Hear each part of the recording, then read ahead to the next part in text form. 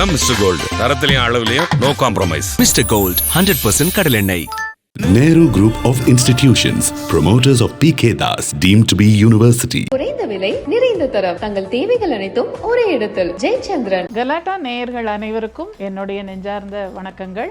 நான் Jaya Ravi, astrologer and life coach. இந்த 2026 குரு பயிற்சி உங்களுக்கு எல்லாம் எப்படி இருக்கும் அப்படிங்கிறத பார்க்கலாமா? முதலில் நம்ம குரு பயிற்சியை பற்றி ஒரு இன்ட்ரோ அப்படிங்கிற மாதிரி நான் சொல்கிறேன். இப்போ இந்த 2026 ஜூன் மாதம் 2ஆம் நாள், அதாவது ஜூன் மாதம் 2ஆம் தேதி குரு மிதுனத்திலேருந்து கடகத்துக்கு பயிற்சி ஆகிறார். ஸோ இது எப்படி இருக்க போகுது இந்த குரு பயிற்சி அப்படிங்கிறத நம்ம பார்க்கலாம். இது உச்ச குரு பயிற்சி அப்படின்னு இதை ரொம்ப ஸ்பெஷலாக நம்ம சொல்கிறோம். இது திருக்கணிதப்படி நான் இங்கே சொல்கிறேன். வாக்கியம் அப்படிங்கிறது பொதுவாக கோவில்களில், மற்றபடி இந்த வீட்டில் பண்ணுற பண்டிகைகள் இதெல்லாம் வாக்கியப்படி பண்ணுவோம். பட் இந்த தனி மனிதன் ஜாதகத்துக்கு நம்ம பொதுவாகவே திருக்கணிதம் அப்படிங்கிறது தான் எடுத்துக்கிறோம். ஸோ இந்த குரு பயிற்சி எல்லா பயிற்சிகளையும் ரொம்ப ஸ்பெஷல் அப்படின்னு நம்ம சொல்கிறோம். ஏன் அப்படின்னா இந்த இடத்துல குரு கடகத்தில் உச்சமாக போகிறார். உச்ச குரு அப்படின்னாலே எல்லாருக்கும் நிறைய எதிர்பார்ப்புகள் இருக்கும். ஏன்னா இந்த இடத்துக்கு அவர் வரத்துக்கு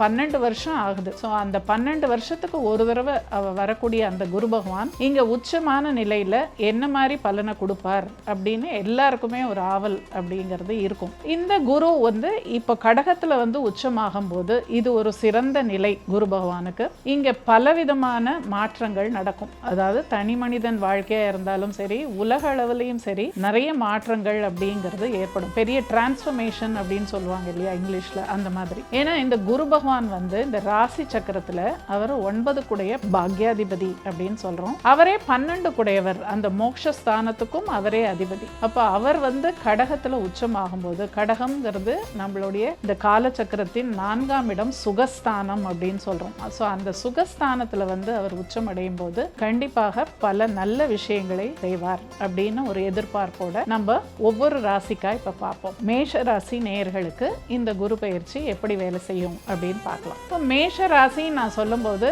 இங்க மேஷ லக்னத்துல பிறந்தவங்களும் இதை எடுத்துக்கலாம். ராசி லக்னம் எதுவாக இருந்தாலும் இந்த பயிற்சியை நீங்க அப்படியே எடுத்துக்கலாம். நான் சொல்லும் போது மேஷ ராசின்னு சொன்னாலும் லக்னத்துல பிறந்தவங்களும் இதை எடுத்துக்கலாம். ஸோ இந்த மேஷ ராசி லக்னத்தில் பிறந்தவர்களுக்கு குரு பகவான் பாக்யாதிபதி, அவரே விரையாதிபதி, 12 குடையவர். அவர் போய் இந்த 4ஆம் இடம்ங்கிற சுகஸ்தானத்துல உச்சம் அடையும் போது இது பல விதமான மாற்றங்களை வாழ்க்கையில் ஏற்படுத்தும். ஸோ இத்தனை நாள் இவங்களுக்கு சனி பகவான் 12ல இருந்து பல கஷ்டங்களை கொடுத்திருந்தாலும் இந்த ஜூன் மாதம் 2ஆம் தேதிக்கு அப்புறம் இவங்களுக்கு நல்ல விஷயங்கள்லாம் நடக்கும். அதாவது மேற்படிப்பு படிக்கணும்னு நினைக்கிறவங்க நல்ல உயர்கல்வி படிக்கலாம், வெளிநாட்டுக்கு போய் படிக்கணும்னு நினைக்கிறவங்க போய் படிக்கலாம், உத்தியோகத்துல மாற்றங்கள் வேணும்னு நினைக்கிறவங்க அவங்களுக்கு அந்த மாதிரி விஷயங்கள் கிடைக்கும். அதே மாதிரி இந்த ஆன்மீகத்துல உயர்நிலை அடையணும் அப்படின்னு நினைக்கிறவங்களுக்கும் இது ஒரு நல்ல காலமாக அமையும். அதே மாதிரி ஆன்மீக யாத்திரைகள் மேற்கொள்ளணும்னா அதுவும் இவங்களுக்கு சிறப்பா இருக்கும். எல்லா விதத்திலையுமே இந்த மேஷ ராசி லக்னத்தில் பிறந்தவர்களுக்கு இந்த உச்ச குரு நல்ல பலனை கொடுப்பார். அவர் அமர்ந்த இடத்தை விட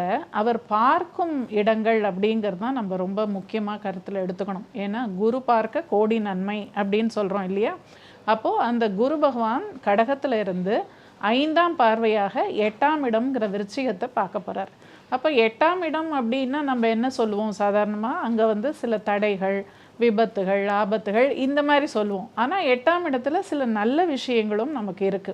8 அப்படிங்கிறது என்னன்னா மறைந்த விஷயங்களை படிப்பது, ஆராய்ச்சி, இந்த மாதிரி விஷயங்களும் 8ஆம் இடத்துல இருக்கு. இது 10ஆம் பாவத்துக்கு 11ஆம் இடமாகவும் வேலை செய்கிறது. அப்போ உங்க உத்தியோகத்துல நீங்க ஏதாவது புதிய ஒரு சேலஞ்சிங்கான சில விஷயங்கள், உங்களுக்கு பொறுப்புகள் அந்த மாதிரி வரலாம். அதை நீங்க நேர்மையாக அழகாக பண்ணிட்டீங்கன்னா குரு பகவான் கிட்டேருந்து நல்ல ஆசீர்வாதங்கள் உங்களுக்கு கிடைக்கும். 10ஆம் இடத்தையும் அஃப்கோர்ஸ் அவர் பார்க்க போகிறார் குரு, அதாவது மகரத்தையும் பார்க்க போகிறார். அப்போ மகரம் அப்படிங்கிறது உங்கள் கர்மஸ்தானம், தொழில் ஸ்தானம். அப்போ தொழிலில் கண்டிப்பாக விருத்தி அப்படிங்கிறது இருக்குது. புதிய பல ரெஸ்பான்சிபிலிட்டிஸ், உங்களுக்கு நிறைய கடமைகள், பொறுப்புகள், இது எல்லாமே உங்களோட உத்தியோகத்தில் உங்களுக்கு வரப்போகுது. அதுக்கு நீங்கள் தயாராக இருக்கணும். அதுக்கு நீங்கள் உங்களோட உழைப்பு அப்படிங்கிறது இங்கே ரொம்ப முக்கியமாக கருதப்படுது. ஸோ கடினமாக உழைக்க நீங்கள் தயாராகிட்டீங்கன்னா கண்டிப்பாக கிரகங்கள் உங்களுக்கு நல்லதையே பண்ணும். அதனால நம்ம தைரியமாக 8ஆம் பாவம் அப்படின்னா யாரும் பயப்பட வேண்டாம். 8ல் சில நல்ல விஷயங்களும் இருக்கு. அதே மாதிரி 12ஆம் இடம் அப்படிங்கிற விரயஸ்தானத்தையும் குரு பார்க்க போறார். இப்போ நமக்கு என்ன பயம் வரும்? உடனே 12 அப்படிங்கிறது விரயம் இல்லையா? விரயம் அப்படின்னா குரு பார்க்கும்போது அந்த இடம் வந்து விருத்தி ஆகும்னு சொல்றோம், எக்ஸ்பான்ஷன் அப்படின்னு சொல்றோம். ஆனா அப்போ விரயம் ஜாஸ்தி ஆகுமா அப்படிங்கிற ஒரு கேள்வி நமக்கு வரும். விரயம் அப்படிங்கிறத நம்ம சுப விரயமா கூட மாத்திக்கலாம் இல்லையா? அப்போ நீங்க என்ன பண்ணலாம்? ஒரு வீடு வாங்கலாம். இப்போ ரொம்ப நாளா எல்லாருக்கும் ஒரு கனவு இருக்கும், வீடு வாங்கணும், வீடு கட்டணும் அப்படிங்கிற ஆசைகள் நிறைய பேருக்கு இருக்கும். ஸோ இப்போ உங்களுக்கு அந்த சந்தர்ப்பம் அதுக்கு ஏத்தா போல உங்களுக்கு அமையறதுனால அந்த விரயத்தை சுப விரயமா நீங்க மாத்திக்கலாம். அது உங்களுக்கு சிறப்பு. அதே மாதிரி வெளிநாட்டுக்கு போகணும் அப்படின்னு ஆசைப்பட்டீங்கன்னா, வெளிநாட்டு உத்தியோகம் இல்ல படிக்கிறதுக்கு போனாலும் அதுக்கும் உங்களுக்கு இது நல்ல உகந்த காலமாக இருக்கும். மொத்தத்தில் இது வந்து ஓரளவுக்கு ரொம்ப பாசிட்டிவா தான் நம்ம மேஷத்துக்கு சொல்லலாம். அதே சமயம் இங்க சனியை வந்து குரு பகவான் பார்க்க போகிறார். சனி அப்படிங்கிறவர் யாரு? கர்மகாரகன், தொழில் காரகன், ஆயுள் காரகன் அப்படின்னு சனி பகவானுக்கு பல பட்டங்கள் உண்டு. ஸோ அந்த சனி பகவானை இந்த உச்சம் பெற்ற குரு பார்க்கும் பொழுது சனி பகவானும் உங்களுக்கு நல்ல விஷயங்களை கொடுக்க தயாராகி விடுவார். அப்போ இங்கே உங்களுக்கு டபுள் பெனிஃபிட் அப்படிங்கிற மாதிரி மேஷ லக்னம் ராசியில் பிறந்தவர்களுக்கு அருமையான காலமாக இருக்கும். இந்த ஒரு வருட காலத்தை நன்றாக பயன்படுத்தி கொண்டு நல்ல பல விஷயங்களை சாதிக்க வேண்டும். மேஷ லக்ன ராசியில் பிறந்தவர்களுக்கு என்னுடைய வாழ்த்துக்களை தெரிவிக்கிறேன்.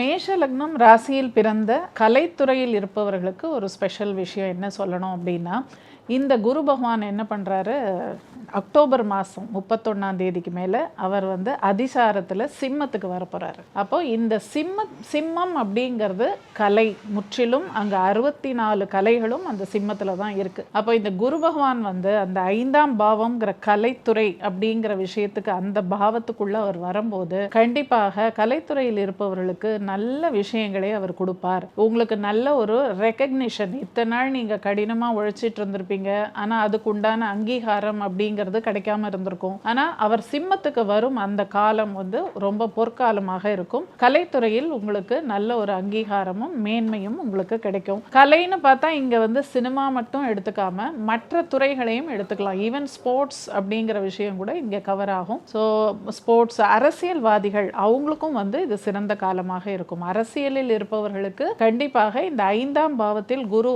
சிம்மத்தில் வந்து அமரும் பொழுது அவர் வந்து அந்த 5ஆம் பார்வையா அந்த 9ஆம் பாவம்ங்கிற தன்னுடைய வீடு தனுசுவையே அவர் பார்ப்பார் அந்த சிம்மத்தில் இருக்கும்போது. ஸோ அந்த குறுகிய காலம் அங்கே வந்து நீங்கள் எவ்வளோ மேக்ஸிமம் உங்களால் அந்த இதை யூட்டிலைஸ் பண்ணிக்க முடியுமோ அதை பண்ணிக்கங்க. அது உங்களுக்கு சிறப்பாக இருக்கும். அதாவது அக்டோபர் 31 அவர் சிம்மத்துக்கு வருவார், திரும்ப ஜனவரி 24 திரும்ப அவர் ரிவர்ஸில் கடகத்துக்கே போவார். ஸோ அந்த கடகத்துக்கு போகிற வரைக்கும் அந்த பீரியட் ஒரு 2-3 மந்த்ஸ் நீங்கள் வந்து நல்லா யூட்டிலைஸ் பண்ணிக்கலாம். நல்ல பலன்களை குரு பகவான் கொடுப்பார். அதே மாதிரி வீடு கட்டணும்னு நினைக்கிறவங்களுக்கு லோன் ஃபெசிலிட்டி அப்படிங்கிறதெல்லாம் இத்தனை நாள் நீங்கள் அப்ளை பண்ணி முயற்சி பண்ணிட்டு இருந்திருப்பீங்க. அதில் ஏதாவது தடை கிடை உங்களுக்கு வந்திருக்கலாம். ஆனால் இப்போ வந்து இந்த 4ஆம் பாவம் அப்படிங்கிறது வந்து நம்ம என்ன சொல்கிறோம், சுகஸ்தானம் சொல்கிறோம். அங்கே தான் தாயார் ஸ்தானம் சொல்கிறோம். கல்வியும் அங்கே தான் இருக்குது. நம்மளுடைய வீடு வாசல் வண்டி வாகனம் எல்லாமே அந்த 4ஆம் இடத்துல தான் இருக்குது. அப்போ அங்கே வந்து குரு பகவான் உட்காரும்போது கண்டிப்பாக வீடு கட்டும் முனைப்பில் நீங்கள் இறங்குவீர்கள். அதே மாதிரி தாயார் மூலமாகவும் உங்களுக்கு ஒரு அனுகூலம் கிடைக்கும். ஏன்னா அது தாயாருடைய ஸ்தானம் அது. அப்போ தாயார் மூலமாகவும் ஏதோ ஒரு நன்மை உங்களுக்கு இருக்கும். அதனால தாயார் கிட்ட நீங்க அன்பா பாசமா அவங்களுக்கு வந்து நீங்க என்னெல்லாம் உங்களால முடிஞ்சது, அம்மாவை எவ்வளோ நீங்க நல்லா பார்த்துக்க முடியுமோ அந்த அளவுக்கு நீங்க பண்ணீங்கன்னா கண்டிப்பா குரு பகவான் உங்களுக்கு அந்த மாதிரியான அனுகிரகம் பண்ணுவார். அதாவது புது வண்டி வாகனம் வாங்கலாம், இல்லைன்னா வீடு வாசல் வாங்கலாம். அதே மாதிரி லோன் வாங்கி படிக்கணும் அப்படின்னு சில பேர் முயற்சி பண்ணிட்டு இருப்பீங்க, உயர்கல்வி, அவங்களுக்கு எல்லாமும் இது வந்து ஒரு சிறந்த காலமாக இருக்கும். இப்போ லோன் வாங்கி படிக்கணும்னு நினைக்கிறவங்க கண்டிப்பாக உங்களுக்கு உயர்கல்வி அப்படிங்கிறது ஈஸியாக நீங்கள் பண்ணலாம். லோன் கிடைக்கும், எஜுகேஷ்னல் லோன் அந்த மாதிரி விஷயங்கள் உங்களுக்கு அனுகூலமாக இருக்கும். நல்ல உயர்கல்வி படிக்கலாம். வெளிநாட்டுக்கு போய் படிக்கணுங்கிறவங்களும் போய் படிக்கலாம். நல்ல ஒரு பொற்காலமாக இந்த குரு பயிற்சி உங்களுக்கு அமையும். திருமணம் அப்படிங்கிறது வந்து இந்த இடத்துல குரு பகவான் வந்து கடகத்துக்கு வரும்போது இந்த 8ஆம் பாவத்தை அவர் பார்க்குறாரு இல்லையா. அப்போது திருமணம் அப்படிங்கிற வாய்ப்புகள் வந்தாலும் அது தட்டி போகிற மாதிரி சில பேருக்கு ஆகும் இந்த மேஷத்தில் பிறந்தவர்களுக்கு. அதனால் பயப்பட வேண்டாம், கண்டிப்பாக நடக்கும். அடுத்த பயிற்சி டெஃபினட்டாக உங்களுக்கு திருமணத்தை கொண்டு வந்து கொடுக்கும் அப்படிங்கிறத உறுதியாக நீங்கள் எடுத்துக்கலாம். திருமணம் ஆகாதவர்கள் நம்பிக்கையை இழக்க வேண்டாம். இப்போ இல்லைனாலும் டெஃபினட்டாக குரு பகவான் ஒரு வருஷத்துக்கு ஒரு தடவை பயிற்சி ஆறார் இல்லையா. ஸோ அது ரொம்ப நாள் ஒன்றும் இல்லை, வெயிட் பண்ணுவோம். டெஃபினட்டாக அடுத்த பயிற்சியில் உங்களுக்கு நல்ல விஷயங்கள் வரும். இந்த 2026 குரு பயிற்சி, அதாவது திருக்கணிதத்தின்படி ஜூன் 2ஆம் தேதி நிகழப்போகிறது. இந்த பயிற்சி ரொம்பவுமே ஒரு சிறப்பான குரு பயிற்சியாக கருதப்படுகிறது. இது ரொம்ப ஸ்பெஷல். ஏன்னா குரு வந்து இந்த இடத்துக்கு வந்து 12 வருஷத்துக்கு ஒரு தடவை தான் வரார். இந்த உச்ச நிலைக்கு வரக்கூடிய குரு இவர் வந்து ஒரு சிறப்பான பலன்களை எல்லா ராசி லக்னத்தில் பிறந்தவர்களுக்கும் கொடுப்பார் என்பதில் ஒரு சந்தேகமே கிடையாது. ஏன்னா உச்ச நிலையில் இருக்கும்போது அவருடைய அருள் அப்படிங்கிறது ரொம்ப ஒரு அதிகபட்சம் உச்சபட்சமாக இருக்கும் அப்படிங்கிறதுல ஜோதிடத்தில் ஒரு ஸ்ட்ராங்காக ஒரு நம்பிக்கை உண்டு. இந்த குரு பயிற்சி வந்து உலக அளவில் கூட பெரிய பெரிய மாற்றங்களை ஏற்படுத்த போகிறது. ஏனென்றால் குரு அப்படிங்கிறவர் வந்து நிதி நீதி இது ரெண்டுக்குமே காரகன் குரு பகவான் தான். அப்போது சட்டத்திலையும் பார்த்தீங்கன்னா புதிய விஷயங்கள் அப்படிங்கிறதெல்லாம் வரும். சட்டத்தில் திருத்தங்கள் அப்படிலாம் ஏற்படக்கூடிய ஒரு காலமாக இருக்கும். அதே மாதிரி சட்டத்தில் வந்து பல விஷயங்கள் புதிதாக எழுதப்படக்கூடிய காலமாக இருக்கும். உலக அளவிலே பார்த்தீங்கன்னா பல நாடுகளோட ஒற்றுமை அப்படிங்கிறது பலப்படும். நம்ம பாரத தேசத்தை பொறுத்த மட்டும் நமக்கு வந்து இது ஒரு சிறப்பான ஒரு பலனை கொடுக்கக்கூடிய குரு பயிற்சியாக இருக்கும். ஏனென்றால் நம்ம இந்தியாவுக்கு ஒரு ஜாதகம் அப்படின்னு பார்த்தோம் அப்படின்னா நான் வந்து எப்போவுமே சுதந்திர இந்தியா அப்படிங்கிற ஒரு கண்ணோட்டத்தில் தான் நான் எடுத்துப்பேன். ஸோ சுதந்திர இந்தியா அப்படின்னு எடுக்கும்போது ரிஷபம் தான் நமக்கு லக்னம். பொதுவாக இந்தியாவுடைய லக்னம் வந்து மகரம்னு சொல்லுவாங்க. பட் நான் வந்து 1947 ஆகஸ்ட் 15 நமக்கு சுதந்திரம் கிடைச்சது இல்லையா. அந்த நேரத்துக்கு ஜாதகம் போட்டால் ரிஷபம் அப்படிங்கிறது தான் நமக்கு ஜாதகமாக அந்த லக்னமாக அமைகிறது. ஸோ அதுக்கு பார்க்கும்போது இந்த குரு பயிற்சி கண்டிப்பாக நம்ம பாரத தேசத்திற்கு ஒரு நல்ல பலனை கொடுக்கும் அப்படிங்கிறத நான் நம்புகிறேன். அதுலேயும் அந்த சனியோடைய பூச நட்சத்திரத்தில் குரு பகவான் சஞ்சாரம் செய்யும் பொழுது நம்ம பாரத தேசத்திற்கு அது வந்து 9-10 சனி பகவான் தர்ம கர்மாதிபதினு சொல்லக்கூடிய சனி பகவானுடைய நட்சத்திரத்தில் அவர் செல்லும் பொழுது புதிய சட்ட சீர்திருத்தங்கள் அப்படிங்கிற விஷயம்லாம் வரும். சட்டம் ஒழுங்கு அப்படிங்கிற விஷயத்தில் நிறைய மாற்றங்கள் வரும். பெரிய பெரிய டிரான்ஸ்ஃபர்மேஷன்ஸ் அப்படிலாம் நடக்கும். உலக நாடுகளுக்கு மத்தியில் இந்தியாவுக்கு ஒரு தனி பெருமை அப்படிங்கிறது கிடைக்கும். நம்ம தேசத்தை பொறுத்த மட்டும் இது ஒரு பாசிட்டிவான குரு பயிற்சி அப்படின்னு எடுத்துக்கலாம். அதே மாதிரி சுபிக்ஷம் வளம் அப்படின்னு எடுக்கும்போது விவசாயத்துறையாகட்டும் இல்லை மற்ற துறைகள் கூட, அதாவது பொருள், அதாவது தங்கம். இப்போ குரு அப்படின்னு வந்தாலே அவர் தங்கத்துக்கு அதிபதி, காரகன் அப்படின்னு சொல்கிறோம். அப்போ தங்கமோட விலையெல்லாம் இப்போ எங்கேயோ போயிடுச்சு, நமக்கு தெரியும் இல்லையா. அந்த நிலையிலேருந்து கொஞ்சம் சில மாற்றங்கள்லாம் வரும் நமக்கு. அதாவது இந்த உச்சபட்ச கட்டத்தில் போய் தங்கம் விலையெல்லாம் இப்போ இருக்குது. அதுலேருந்து கொஞ்சம் விலை கொஞ்சம் இறங்கிறதுக்கு வாய்ப்புகள் உண்டு. ரொம்ப அப்படியே டிராஸ்டிக்காக விலை குறையும் அப்படின்லாம் நான் சொல்ல வரல. பட் நிச்சயமாக அதில் ஒரு மாற்றம் வரும். அதே மாதிரி தங்கம் மற்றும் அல்லாமல் மற்ற உலோகங்கள் அது மாதிரியான விஷயங்களும் விலை குறைப்பு அந்த மாதிரியான ஒரு விஷயங்களும் நடக்கும். ஸோ மொத்தத்தில் இது வந்து ஒரு சாதகமான குரு பயிற்சியாக அனைவருக்கும் அமையும் அப்படிங்கிறதுல எந்த மாற்று கருத்தும் இல்லை. இப்போ இந்த உச்சமான குரு இந்த கடகத்தில் வந்து அவர் சஞ்சாரம் செய்யும் பொழுது இதை ரொம்ப ஒரு வசதியாக சொல்கிறாங்க. ஏன் அப்படின்னா இங்கே வந்து குருவை வந்து நம்ம ஜீவகாரகன் அப்படின்னு சொல்கிறோம். எல்லா உயிரினங்களுக்கும் உயிரோட்டம் அப்படிங்கிற விஷயத்தை கொடுக்குறவரே குரு பகவான் தான். அதுலேயும் அந்த பூச நட்சத்திரம் அப்படிங்கிறது ரொம்ப ரொம்ப விசேஷமான ஒரு நட்சத்திரம். அதாவது மகான்கள், பெரிய பெரிய மகான்கள் எல்லாம் பிறந்தது இந்த பூச நட்சத்திரத்தில் தான். அதே மாதிரி பெரிய பெரிய மகான்கள்லாம் ஜீவ சமாதி அடைஞ்ச நட்சத்திரமும் பார்த்திங்கன்னா மோஸ்ட்லி இந்த பூச நட்சத்திரத்தில் தான் ஜீவ சமாதியாக ஆயிருப்பாங்க. ஸோ அப்படிப்பட்ட ஒரு பூச நட்சத்திரத்தில் இந்த குரு பகவான் ஒரு சுப கிரகமாகி அவர் சஞ்சாரம் செய்யும் பொழுது இது எல்லாருக்கும் நன்மையை கொடுக்கும் அப்படிங்கிற ஒரு நம்பிக்கையில் சொல்கிறேன். என்னென்னா, மகான்களை போய் தரிசிங்க. எவ்வளோக்கு எவ்வளோ நீங்கள் போய் மகான்களை தரிசிக்கிறீங்களோ அவ்வளோக்கு அவ்வளோ உங்களுக்கு நல்ல விஷயங்கள் நடக்கும்.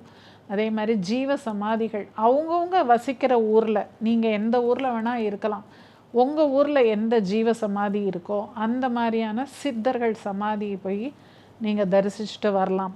அவங்கள்ட்ட போய் பிரார்த்தனை பண்ணலாம், போய் தியானம் பண்ணுங்கள். போய் 10 நிமிஷம் உட்கார்ந்தாலும் தியானம் பண்ணுங்கள். ஆத்மார்த்தமாக அந்த மகான்களோட நீங்கள் உங்கள் மனசை விட்டு பேசலாம். பேசும்போது அவங்களுக்கெல்லாம் மரணம் அப்படிங்கிறதே கிடையாது. ஏன்னா இந்த மகான்கள் சித்தர்களுக்கெல்லாம் அவங்களாம் இம்மார்டல் சோல்ஸ் அப்படின்னு சொல்லுவாங்க. அவங்களுக்கு மரணம் என்பதே கிடையாது.